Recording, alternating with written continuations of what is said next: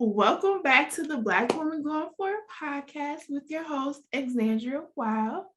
And today is a special day because guess who has their first guest? Me on the Black Woman Going For It podcast. And I am going to be introducing her. So her name is Vanessa, aka the Goddess of Logos. She is the CEO and founder of Noire Graphics Design Studio. She is on a mission to help 100 female entrepreneurs increase their credibility, visibility, and income through strategic logo and brand design. Vanessa is a mom of one child and 7 bonus children, and an online entrepreneur and business coach. She makes the best smoothies, so maybe y'all can hit her up for a recipe after this. Takes random trips to Whole Foods and loves any reason to take a road trip or hop on a flight. When she's not working, she's doing yoga, meditating, journaling, or figuring out how to continue building generational wealth so that her great grandchildren will be rich. Okay.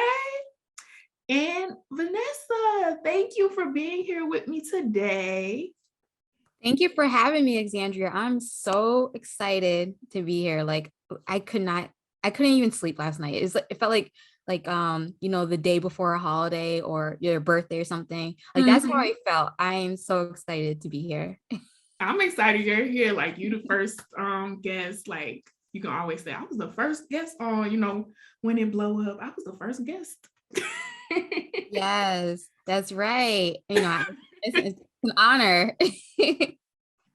So tell me a bit about, your journey, your personal journey to becoming Vanessa, being a mom, becoming an entrepreneur, leaving the 9 to 5. Like what was the journey of becoming Vanessa? Yeah, so I feel like I've always as a child I loved art. So I was basically that child that was in school on the first day, raising her hand, pestering the teacher, like bugging her to death, asking for the permission slip for after school activities because I needed to be in art club. Okay. I needed to, be molding clay with my hands, putting it into the kiln. I needed to be painting canvases, drawing portraits of me and my friends. Like I was that girl coming home, messy hair, painting my hair. My parents were so upset. But I was so obsessed with art. I was such a visionary, creative child, and that comes from my ancestors, because we have a long line of artists in my family, and I know I had to do something with art. So all through life, I was finding places to do art, and my son is also, and one of my sons is an artist. He's a comic book illustrator. My dad is a painter. And we just really, I use that as a way to get through life. Life is full of trials and tribulations. So whenever I was feeling down or happy, didn't matter. I always use art as a way to deal with, with life. Mm-hmm. And when I had my son, I was a teenage mom. I actually was like, you know what? I need to work. I need to make money for him and myself. This is not a game. Mm-hmm. It costs money to raise a child. Okay. So I, did what, my parents wanted me to do and just got a job, working anywhere. So I went through a bunch of jobs. I, was a cashier at a supermarket. I was I was also like a assistant for kindergarten teachers. I got my hairdressing license. I was a cosmetologist for a while. I went through all these different careers, right? Always wanting to use my art, my creativity in whatever role I had working. Mm-hmm. So it was when I went to college, I actually started to really use my art in some of the activities that I was doing with different leadership groups on campus. I created a couple of logos, and actually had the logos printed on t-shirts for all of the members in this female centered group that was about leadership on campus for women. And I was like, I'm really onto something. So I started designing flyers, planning events on campus, and it just took off from there. And then I eventually had 2 nonprofits that offered to pay me. So I said, wow, I'm really onto something. So I was working for some nonprofits as freelance, doing freelance graphic design work as a way to put food on the table, pay my rent, pay for my books for college. And when I got out of college, I couldn't find a job in my field. So I went and got a regular corporate 9-to-5 job. I was not happy. I was cooped up in a cubicle. I like wanted freedom. I I was facing, microaggressions and sexism at work. I was like, this cannot be my life. So I said, you know what? I'm going to go back to freelance graphic design work. And I basically, I got a couple of clients and I started to feel confident, like, you know what? I could start a business. I can really do this. People pay me for this work before, this graphic design work. And now people are willing to pay me again. So let's just get it done. So January 25th, 2021, I started my business. I registered it with the state. It was Noire Graphics Design Studio that was officially started. And I have just been like, on go ever since then. And I feel like where I'm at right now in my life is a testament to what happens when you don't give up, when you fail, you just keep going. And I teach my children that as a mompreneur. My children see that I'm able to take something that I love and turn it into a business and live a life of freedom and joy. Period. We love that. Right, absolutely. So, how was that transition for you, especially being a mom? You got bills, you're like, okay, I got to pay for things. And how was that transition for you? How did you navigate that? Yeah. Are you talking about the transition from my 9 to 5 to having my business? Yes. Okay. Yeah. So, oh my gosh, it was a lot. It was so much because we're still, this is like it was the beginning of the year 2 of the pandemic. And it was, the children were home doing distance learning still. They were kind of like on a hybrid model. And I had my oldest child, I was actually homeschooling as well. So Wow. yeah, I was juggling so many balls, I'll say. Some of the balls had to get dropped, sometimes it was my business, sometimes it was spending time with my children or my partner. Sometimes it was my social life, so I basically had to figure it out as I went. I took a lot of messy action Okay. because I didn't have anyone to look to that could help me. I'm the first entrepreneur in my family. So I just had to figure it out. I did a lot of trial error. I journaled a lot. I did a lot of yoga. I did a lot of crying in the shower. Um, so Look, we all have cries in the shower. I definitely cry. Look, Ashanti, rain on me. yeah, right. So I just gonna put a good old 90s, R&B, Yep. try it out. I went to the store just for 1 pint of non-dairy Ben and Jerry's because I'm lactose intolerant. So I would get home and I would put on like Real Housewives of Potomac and I would just binge watch. Like, you know what? Not today. Tomorrow's a new day, but for now, this is what we're doing. We binge watching Real Housewives because I'm having a moment. I'm having a really tough time. So when you had those tough times, and you said you got in the shower, you journaled. What's the question? I just want to know, like, How was that for you? You had those tough times. Was it a time when you failed, or like, yeah, when you, if I don't even like to say fail, like when you learned a lesson that's helping you in the future, how did you overcome that during that time?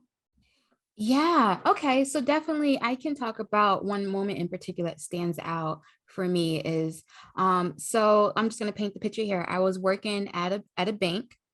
I worked in the mortgage department and I had to do some overtime. Usually our traditional hours were like 9 to 5, but I had to do some Mm-hmm. overtime because we're going through the pandemic and there was a lot of assistance that was being provided from the government.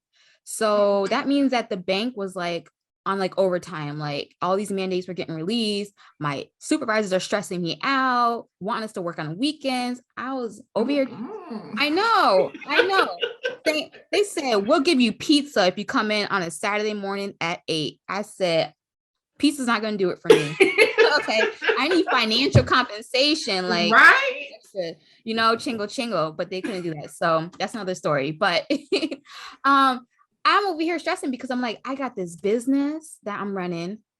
I have logos to create for my clients. I don't know how I'm going to meet my deadlines. I was like so nervous that I was working so hard to build a brand of um, loyalty and being a woman of my word.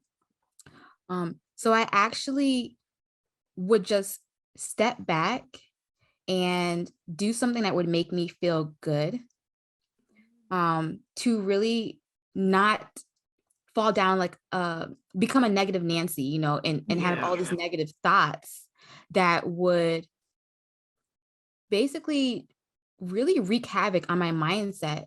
Because I could feel like I felt like I needed to be there for my day job. I gave him my word, right? But I Yeah. also need to be there for my business. I also need to be there for my children and my partner. So I would get overwhelmed and I would literally say, okay, stop it. Worrying is not going to help you find a solution to this problem. Now, you're going to have to work on how to create better time management. What can you do to create better time management? So I literally created a schedule on my Google Calendar and synced it with my phone so that I could be in control of my time and know that I was getting everything done whenever I needed to get it done so that I wouldn't have to stress and worry. That's good. I think a lot of the times we fall into activity and they were like, where's the time go? But that is some good tea. Y'all that, well, Vanessa's drinking tea when y'all see it on YouTube.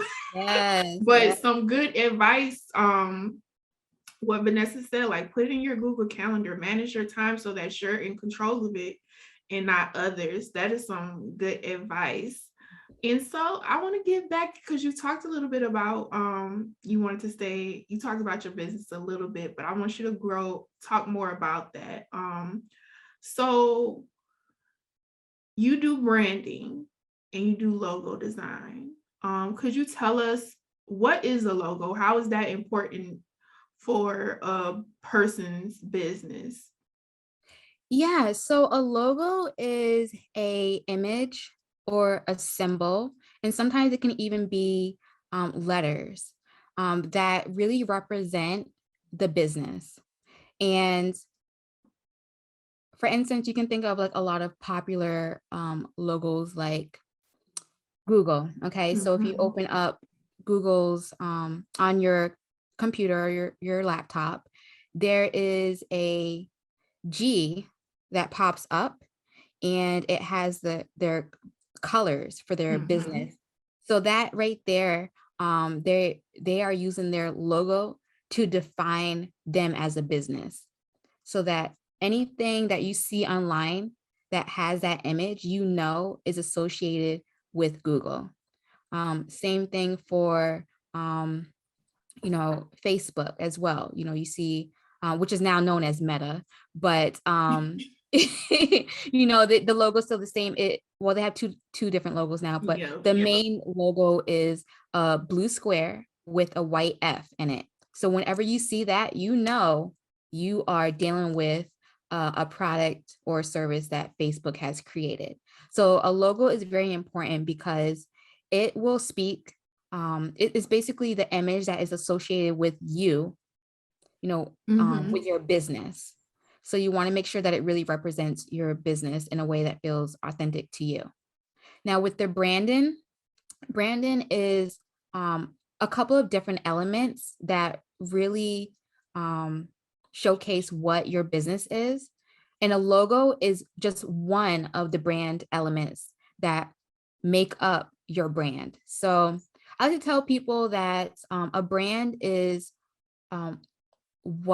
it represents you when you're not in the room, when your business is not in the room, when you're not around, when you're not online actively talking to your community.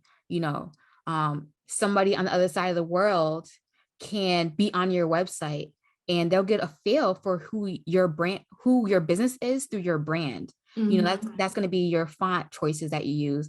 That's going to be the colors that you use for your website and for your social media profiles. Even the aesthetic that you choose for your social media profile. If you look at your Instagram, there's 9 blocks of photos that people can see, right? So what does that look like? Can you see your face? Can you see your brand colors? Are people really able to feel you? Even just the tone of voice that you use with your email marketing, or the way I'm talking to you right now, you want to make sure that you are getting your true authentic self to shine for you. So you said like the 9 blocks. So when you've seen like people's social, look, mine is not the best, but it's me. But what's something that you've seen that you like be like, oh, I wish you would just book a session with me, book a service with me? Like, what are the mistakes that you see that people make or like could improve on? Yeah. People, you know what? Oh my gosh, there's so many nightmarish feeds that I've seen. I was just like, first, I want to say for anybody who has an Instagram account for their business, I'm proud of you, because that is a major step to take. Yeah. Because putting your business out there online that's tough. It is. And you may feel like a little bit of imposter syndrome. Like, who am I to have a Instagram business account? I just started my business. No, like, who's going to want to work with me, or what do I have to offer? So I just want to say, like, despite all those mindset blocks that you may have, like, congratulations if you have a Instagram business profile, number 1. Yes. Number 2, I would say, just post because you want to get a feel for what your community likes and doesn't like. And once you get into the habit of just posting, then I would definitely say incorporate your brand colors, incorporate your fonts into your post. Do it slowly. Focus on one thing at a time, because it can be really overwhelming. And I would say, like, the number 1 mistake or nightmare that I see. Not a nightmare. Yeah, a nightmare. Yes, is the number 1 nightmare that I see is it's not cohesive. It doesn't flow. It's very confusing. I see a lot of people who put up pictures of maybe their pet, and then the next picture is work with me. And it's like, wait, like, you didn't even give us an introduction to you. I want to see your face.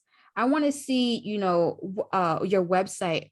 Put up a photo, a screenshot of your website. Put up a photo of whatever product or service you offer with your brand colors, so I can get a feel for your brand, So I see, like, a lot of, like, discombobulated photos on the 9, the first 9 squares that pop up. And I would really like to see a flowiness, a color pattern or some kind of streamline it so that it feels like, wow, I really understand who you are because I Mm-hmm. can, it's all summed up in those 9 squares and it looks smooth and it's flowy and it has all your brand colors and your fonts. Okay. Would you say that works for because do you do personal brands or just web like business? I do business branding. Okay, business Yeah, branding. I know Okay. personal branding is a little different, especially if the person is like an influencer or like a lifestyle business.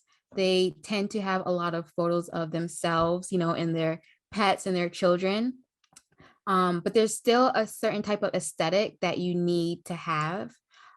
So if, for instance, let's say you are a a business coach and you really teach people how to have their dream business and their dream life, you are going to want your Instagram profile aesthetic, like the 9 boxes that pop up first, Mm-hmm.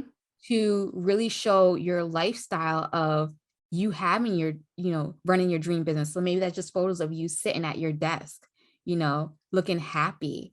And then that could also be photos of you about to jump on a flight, because Mm-hmm. you also can travel whenever you want because you have your dream business. So it could be photos of the airport. It could be reels about what it's like for you to take your first class flight, you know. Those are just some things. That's lifestyle content, okay? Now, maybe I should really get into lifestyle, personal branding, okay? You're Um, dropping some gems. Look, y'all getting this thing. Vanessa hasn't done, she isn't doing personal business. branding yet, but she's doing business. And this is some good tea. And I resonate with what you said. Cause when I go to a business page, I don't like I don't like to feel sold to. Like I want to get to know you first. And like you said, okay, here's a picture of your dog. And then, oh, buy this for me. Like, no, I need to know who you are. I need to see the quality for me to be there. So definitely agree with that. Yes. And so what advice would you give to specifically Black women getting into entrepreneurship? Yeah. And yeah, simple. Let me make it a simple question. Yes. I like to think of like KISS, keep it stupid simple. Like, let's do bare bones. I have some 4 amazing tips for Black women who are getting into entrepreneurship. And the 4 tips have to do with how to brand your business as you get into entrepreneurship. Okay. So the first tip is, well, let me go back a little bit. I just want Mhm. y'all to know overall that Brandon, your business is so important. It's crucial because it's definitely going to set the tone for success, okay, for your business as you show up online. So the number one thing is you really want to focus on building loyalty. So when I say loyalty, you really want to make sure that you know what, think about like other brands, okay, and how they have loyal Mhm. customers. If I was to say to you, Alexandria, like, um, girl, you're gonna buy some new, PJs, because for our girls trip, we're gonna be staying 3 nights in Palm Springs. Like, where are you gonna buy your pajamas from? Are you like team Savage and Fenty, or are you team Victoria's Secret? Okay. I will go to Fenty. Fenty, hey, all the way. Fenty, here we come. Okay. Now, that was so like you answered that question so quickly because you already knew, like, you are loyal, to Hmm. Rihanna's brand, okay, Yeah. versus Victoria's Secret. And there are certain things that um, Rihanna was able to do with Savage and Fenty in order to create that loyalty. Okay, so I really want people to think about how to build loyalty like brands like Savage by Fenty, because they really listen to what their audience wants. Mm-hmm. And they create products and services, really products, because the product based business around what the audience wants. So Rihanna's brand has been really successful because she focused on diversity, equity, and inclusion, because she saw Mm-hmm. that there was a lack of that in the fashion industry, specifically when it came to lingerie. And also, she has this amazing men's lingerie line. Victoria's Secret doesn't have that. Okay. So not only can you get some cute pajamas for you, but you can get some cute pajamas for your boo Look, too. I didn't even know that she did that for men. So I'm gonna have to go check it out. Yeah, me too. Now we're talking about it. Like you know, that's Mm-hmm. royalty right there. That's how you want your customers, your audience, your followers, that's how you want them to feel. Okay. So you definitely want to connect with them and make sure that you also think about customer service. How do you treat them as well? I know that Savage and Fenty have a I believe it's like a 90-day return policy, like no questions asked, free returns. Yeah. So if you order something off the website, you get it, you're not really feeling it, you have 90 days, not 30, not 90. 60, but 90 days. Okay.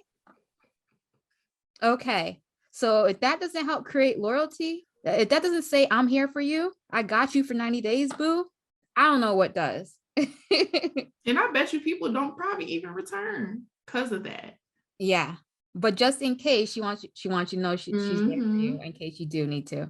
So yeah, so that's my first tip for Black women who want to get into entrepreneurship. Make sure that you work on creating loyalty within your brand by really focusing on how you can create a good customer experience.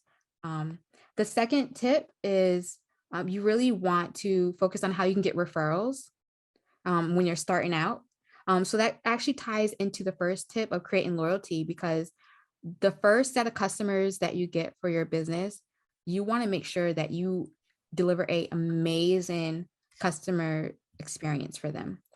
Because what's going to happen is when you're done working with them, you are going to want them to tell everyone that they know, and they mama, okay? Because word of mouth is what is really going to help get your business off the ground when you first get into entrepreneurship. You want people to know you're here, you're open for business. This is the business. We aren't here for a hobby. Businesses have to make money, okay, to keep the lights on. Okay.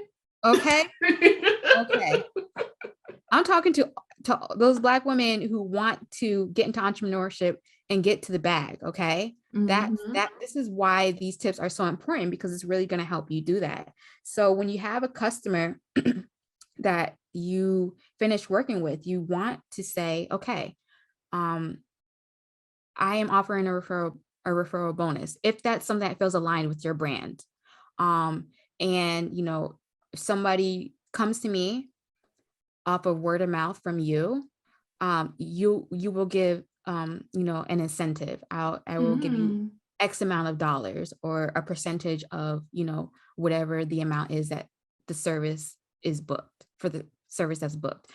So just kind of think of a way to really have um, a reason for your customers to continue to work with you and also bring more business to you.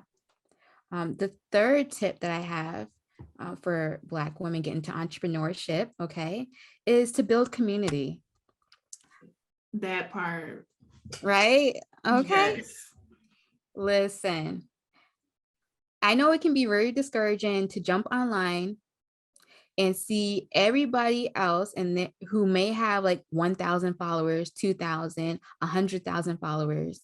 That is not their day one. That's not how they started out. Okay. They started out with few followers. I know personally, I started out with no followers. I created a brand new Instagram account for my business, and it grew. It grew because I really focused on community, connecting with one person, anybody who would DM me, anybody who would answer my IG polls, anyone who would comment about my smoothies. I love, listen, I love my Ninja blender. Okay. I could just, maybe I should have went into like starting like a smoothie food truck. Maybe that'll be like another life, but I have a lot of people that reach out to me about smoothies, like, and those are my people. Like, I'm building community. So you would be surprised as to how people really connect with you. And I want you to hone in on that. Don't look at it as like a nuisance. Look at it as a blessing, someone Mm, connecting with you. Be aware of that. Be present in that, and really look at how you can, like, how you are impacting and inspiring people with a small community. If you have 100 followers, if you have 50 followers, even if you have one follower, okay, and that one person is commenting, engage with them. That's your yes. community. Love on them. They'll love you back. You really want to nurture that. So that is my third tip. And my fourth and final tip for Black women getting into entrepreneurship is focus on growth. So after you build loyalty, after you have your loyal customers referring people to you, and after you are building community in this online space for your business, you definitely want to focus on growth. So how can you take everything that you've done and push the needle further along, right? So I want you to be able to see growth in your revenue. Okay. So I want you to look towards your community, establish your brand more, really make sure that you are letting people know that you are there for them. A lot of Mhm. times I will, and I'm going to do it here. I'll say, DM me if anything resonated with you. DM me. Let's have a conversation. And then I end up moving the conversation into a virtual coffee or tea date, because only so much connection can happen through a text, Yep. through a DM. So I really like to connect with my community. I like to get on, a Zoom call and just, talk. What type, I'll say it's tea or coffee time. Bring your tea, bring your coffee. Let's talk, let's connect. And then, Y'all, right now, Vanessa is holding up her teacup for you listening. So if you want to go yes. to YouTube and see it. Yes, I'm dropping gems. Like, use something, okay, to connect with folks. For me, it's tea and or smoothies. And you really just want to make sure that you do that, because the more you do that, the more people are going to reach out to you. And before you know it, you're gonna have to start a wait list. Okay. I want Ooh, y'all, okay. yes, because you're gonna be getting so many inquiries, you're gonna be getting so many DMs, you're gonna feel, whoa, like, I went from having no clients to having 3 clients a month. Like, I can't even, what am I supposed to do? Like, and then you're gonna have to probably look into hiring a virtual assistant, right? Mm-hmm. Because you're not gonna have time to do you know, maybe respond to all your emails, or to set up funnels for your email marketing system, because you have actual client work to do that, Mm-hmm. because we want to grow. We want to make money for our business. We want to create generational wealth. We want to be able to, if you are working 9 to 5 and doing your business, you want to be able to quit your business. You got to make money. Okay. So you got to think Yep. about, how are you going to grow? Um, and also, I want everyone to know that, these are just some examples as to how you can really focus on creating a strong brand from yourself, for your business, because um, I don't want it to be overwhelming, but I really want it to be authentic and genuine. And when you build loyalty, when you build a referral program, when you build community, and when you have a plan for growth, you're definitely using you're creating a brand. You are building your business to be around for the long haul so that you can create generational wealth, or an extra stream of income, and I'm here to be supportive of that for you if that is what you're interested in. Definitely, I'll talk more about like what I do offer, but I can definitely help because I know it can be hard to figure out where to start. Ooh, all those gems dropped. I hope you all were taking notes. And I am going to, well, Vanessa, how can people connect with you and work with you? And what do you have coming up so they can invest in themselves and get more gems from you? Yes, I have so many amazing ways that people can connect with me. The first is I am doing a branding workshop in April. So there is a wait list that you can get on to sign up to get into the branding workshop. I'm going to be talking about the 4 tips that I just mentioned to help Black women get into entrepreneurship, but I'm really going to go more into detail as to how you can do that, because I really, like I said, I want to help 100, like you said, and I, and I feel in my heart is the reason I started my business is because I want to help 100 female entrepreneurs, increase their visibility, increase their income, and increase their, credibility through strategic logo and brand design. So I'm going to be talking about that, and you're going to have some amazing takeaways in this masterclass. So you can definitely sign up. The link is going to be in my bio. We'll also put it in the show notes. And the second way that you can work with me is you can, find me on these internet streets. Okay. Okay. Yes. So I am on Instagram at Noire Graphics, and as in Nancy, OIRE Graphics. I am on Facebook at Noire Graphics Design Studio. And I'm also on Twitter. Okay. I'm out here tweeting, y'all. Your girl tweets, okay? Because Black Twitter, let me tell you something. Black Twitter be going in. So I They have really do. They really do. to Black Twitter.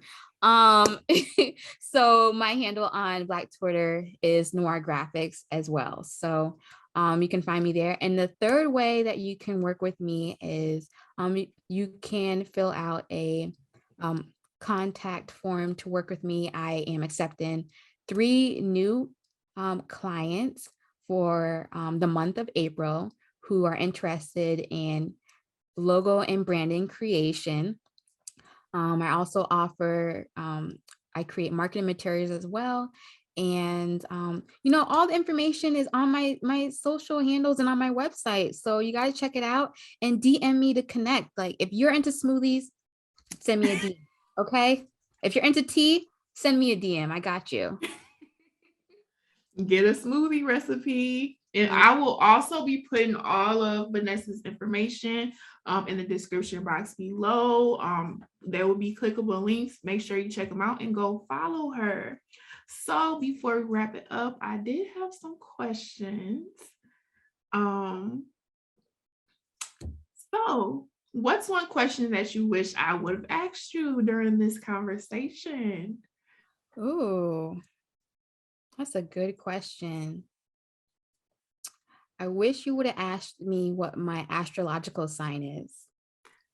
Can you tell us that? Can you tell us what your astrological sign is, Vanessa? Yes, I can. I am a Cancer. My Cancer sister. Yes, so my sun is in Cancer. My moon is in Aquarius, and then my rising is back in Cancer. See, I don't know about that. All that I gotta look that up. Oh, you don't? Oh, we're gonna have to talk. Listen, I got you. We are going to do your birth chart. Okay. And we are going to get all your 3 signs for you. And we're going to like sync that up. It's so fun. Actually, looking into my astrological sign has really helped me really embrace who I am and get connected with my intuition, which has really helped me run my business in a holistic way. I don't feel like I ever have to put on a front. I know who I am, and I show I up love authentically that. as myself in my business. So, like I said, I be crying, y'all. I You be know? listen. I'm a Cancer. I am sensitive, on sensitive. That is Me what you're too. getting with me, okay? Sure, I'll cry of a drop of a dime. Look, people are gonna